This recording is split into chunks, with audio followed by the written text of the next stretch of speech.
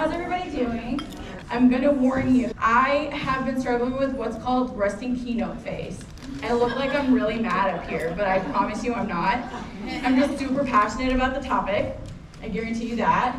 So if I look like I'm just upset at you or the slides, I'm not. My name is Malia. I help businesses bridge the gap between strategic paralysis and what I like to call tactical chaos, where we're just churning out content for the sake of churning out content. And so the space in between is what I call the messy middle, but that's where the magic happens.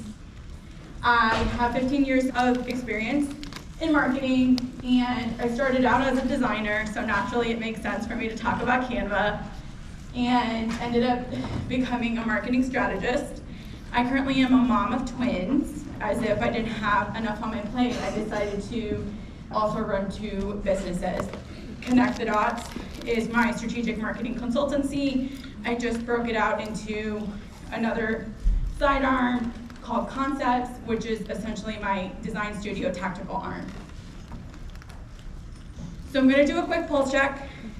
How many of you in here are already using Canva? Raise your hand. Wow, no surprise. How many of you are familiar with the AI tools within Canva? Okay.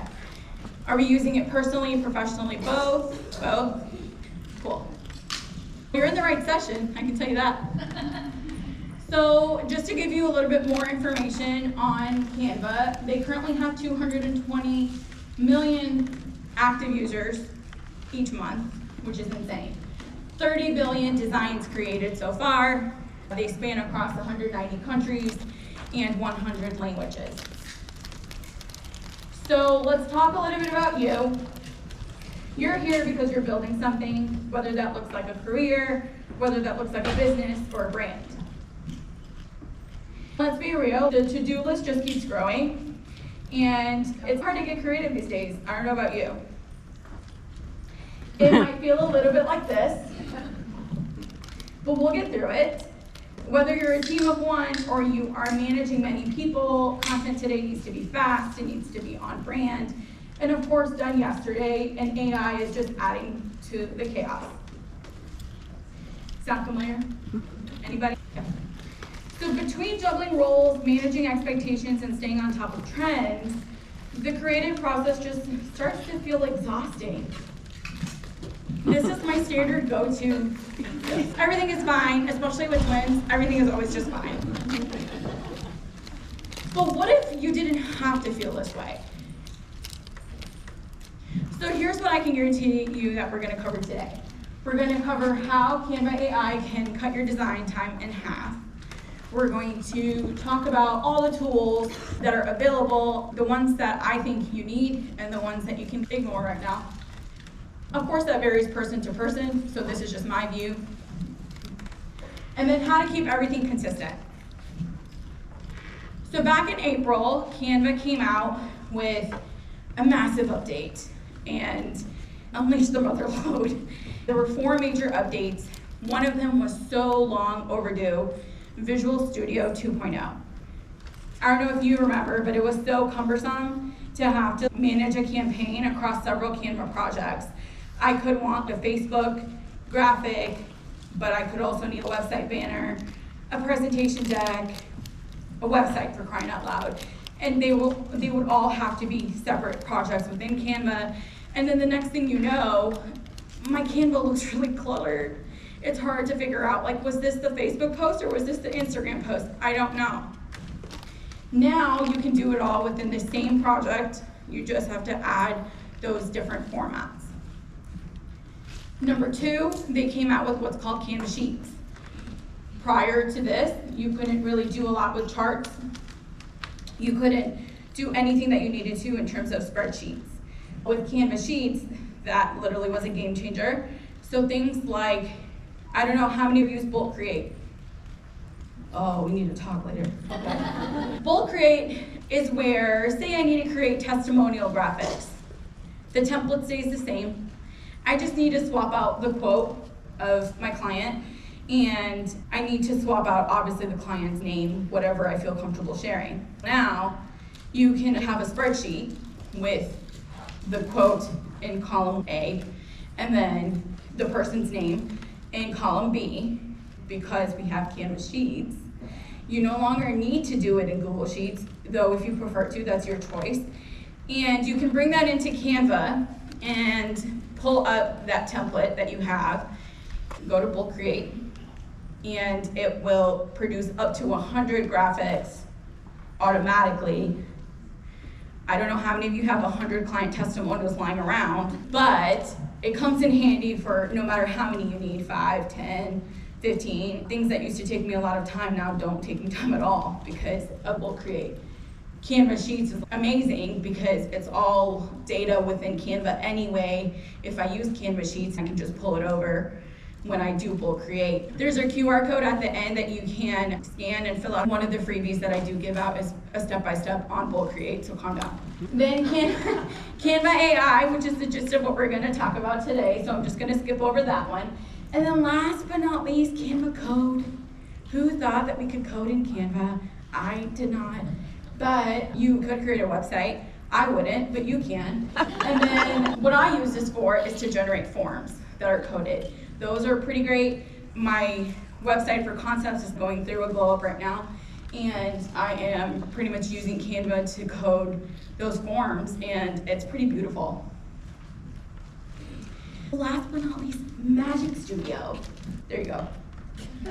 They went Oprah on us, guys, okay? Because it wasn't just the 4 updates. They asked their user community to submit like all these wish list items, and then towards the end of it, they came out with a song, which was the interesting way to do it, and they literally granted 47 additional wishes. Stuff that I still rely on Adobe Photoshop and InDesign for, they've now brought into Canva, which is mind-blowing. So let's start out with writing tools. One other genius move, can you guys tell I love Canva? Another genius move, they partnered up with OpenAI, and so how many of you know that OpenAI is the one that runs ChatGPT? Genius move. That's just amazing. And so here's the difference between using Magic Write and your ChatGPT account. You've trained your ChatGPT account, hopefully. And you're probably doing different kinds of things in your ChatGPT account or Claude. Magic Write you can use for simple things. Like, I have this Instagram reel. I need you to generate 3 different captions. I need 5 blog post ideas. I need to create an outline for my talk on Canva AI. So those type of things you can do in here. So example, what I said earlier, you can draft 3 caption options for a Instagram reel promoting Canva AI workshop, use a fun and informative tone. However you would use a prompt in other AI tools, you're gonna pull it in here. You're still gonna do iteration and all of that good stuff. So these are just examples of the 3 that it pulled up for me. And now I can choose one of these and go to Instagram and I'm good to go.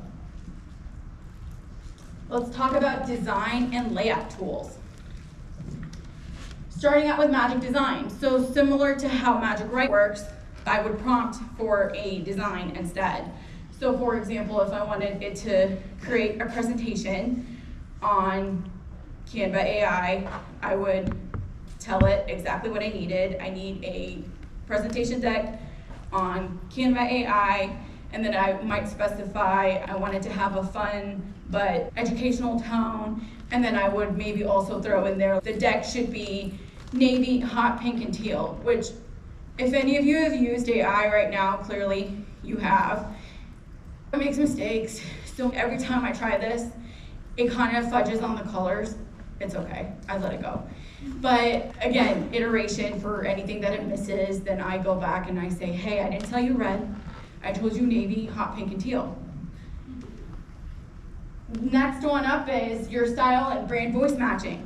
So we all know that we can use ChatGPT to help us establish brand voice guidelines. The thing that you can do in Canva though, is set up brand kits. If you haven't done this already, there is an option on the left side when you first go to canva.com that says brand kit. And I have dropped in my logo It's pulled colors from my logo, and then there's a bunch of other options below this in terms of what fonts I want it to use with my brand. But the portion at the bottom says brand voice, and essentially you can drop in what your brand voice is, and then it keeps that in mind for anything that it generates for you that needs to stay on brand. So when we talk about consistency, this is huge. Moving into Magic Morph. So who loves word art, or did back in the day? Okay, you're my people. Essentially, you can take text and you can specify if you want it to look like neon lights, if you want it to look like a pumpkin, a mylar balloon, wood on the right, pretzel on the bottom left, and then jewelry, like it's all gemmed up. So this feature is for you people, all of my word art lovers. Magic Resize and Magic Switch. Okay.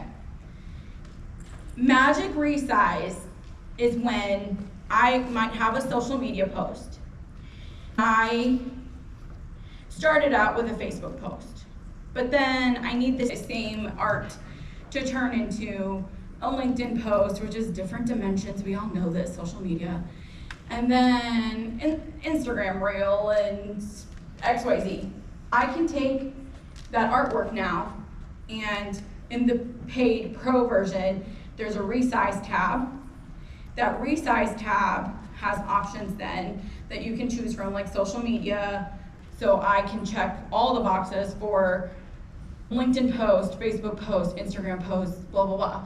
And it will take my artwork and resize it for me, which is amazing. Now, I'm gonna blow your mind one step further. I need you to remember that Magic Resize is very different from Magic Switch, even though it essentially sounds the same, right? Magic Switch, I could have my Instagram post, and I can go to Switch, I'll show you. I would go to Switch, which also lives under Resize. They're trying to confuse you.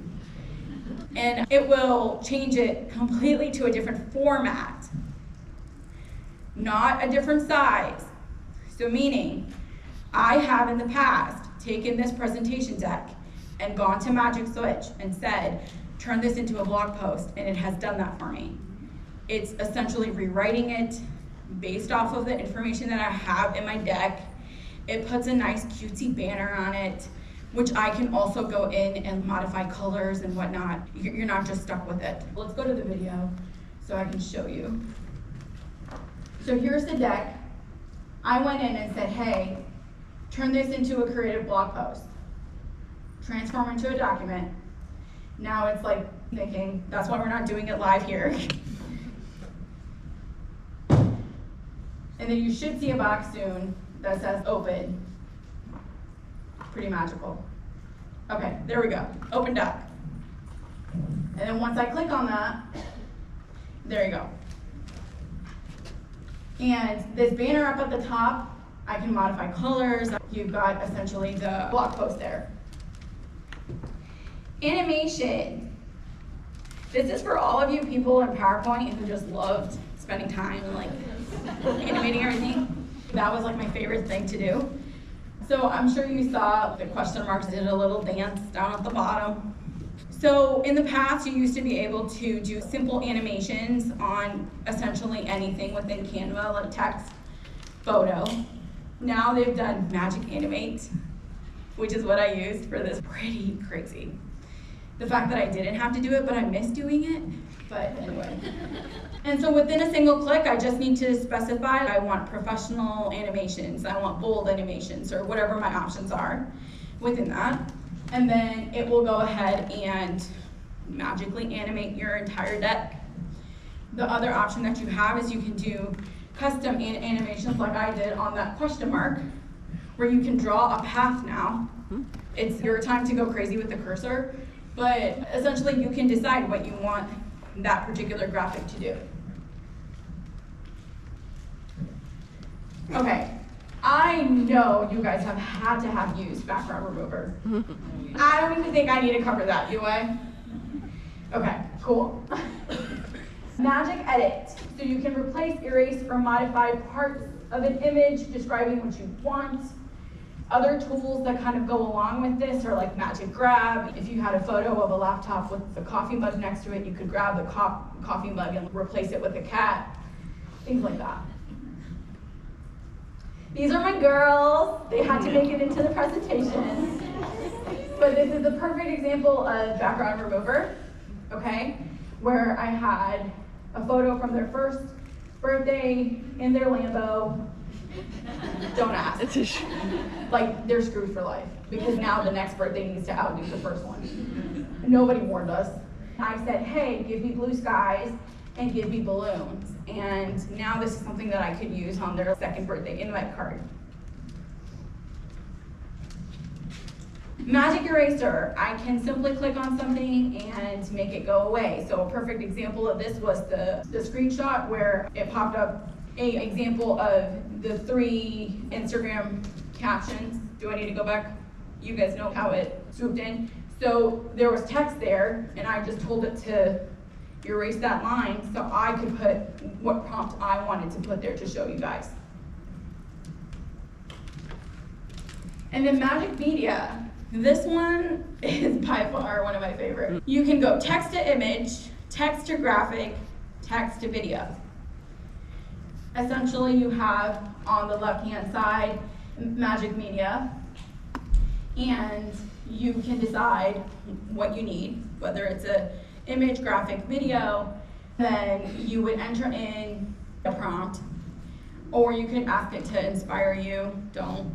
And then it will create images like what you're seeing down below. They're really amazing high-res photos. It's just mind-boggling. If I said I want a red sports car as an image on a racetrack, it would actually populate it as a photo of a red race car on a racetrack. But if I said the same thing for a graphic, it might populate a cartoony red car. You have the option of selecting styles. Anything that you generate within Canva, you're free to use. It's a little bit different than other AI tools. Video editing tools. How many of you are doing video? Hopefully. Beat Sync is essentially where I can add music to my video, and I can click on Beat Sync and it will automatically sync it with the beat. Auto captions and subtitle generator. This is super fancy. Essentially, it creates subtitles for you with accurate speech recognition. And the one that they're beta testing right now is AI voiceover, which is text to speech. I think they're realizing that like Descript is super popular right now. And so I think they're trying to figure that out. With anything though, it's really important to remember that we have to prompt. We start with a prompt. We have to polish before we publish. So again, it goes back to making sure that we are reviewing, because AI does make mistakes, and we want to make sure that we're putting out our best work, right? Like, as much as these tools are supposed to help us become faster at what we're doing, at the same time, we also want to make sure that we're not infringing copyright or we're not publishing details that are false. I'm saying come over to the dark side. So, that's what I'm saying. Bye-bye, Adobe. Done with that life. Bye, Felicia. I think this is a wrap.